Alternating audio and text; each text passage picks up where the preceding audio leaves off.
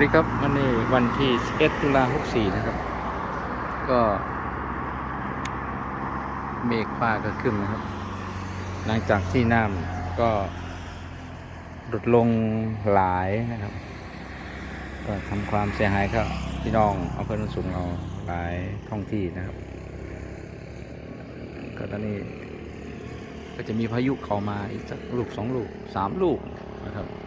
ทยอยก่อตัวอยู่หลังประเทศฟิลิปปินส์ด้วย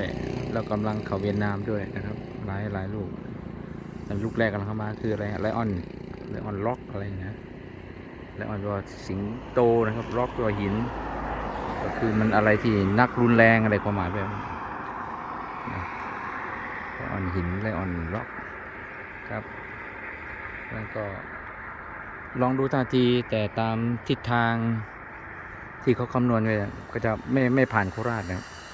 จะไม่ผ่านโคราชจะเฉียดไปทางเยเชภูมิไปเลยไปอะไรเขาภาคเหนือเขาพม่านะครับแล้วอีกลูกหนึ่งกำลังสวนมาคืออยู่ภาคใต้กำลังขึ้นมานะครับก็ทะลุภาคกลางทำให้ภาคกลางก็เดือดร้อนนะตอนนี้โคราชก็เฉียดซ้ายเฉียดขวาครับแต่มันก็จะมีเฉียดเข้ามาส่วนหนึ่งแต่ก็ต้องดูว่าทิศทางลมจะเปลี่ยนไหม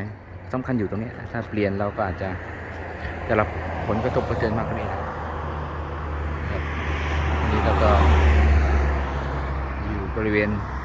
อำเภอโนนสูงครับตรงบายพาสกับเลนเทศบาล1ครับตอนนี้น้ำท่าก็ลดลงหลายรอบ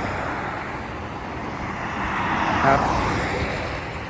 รักษาตัวเองรักษาทรัพย์สินครับทุกท่านสวัสดีครับ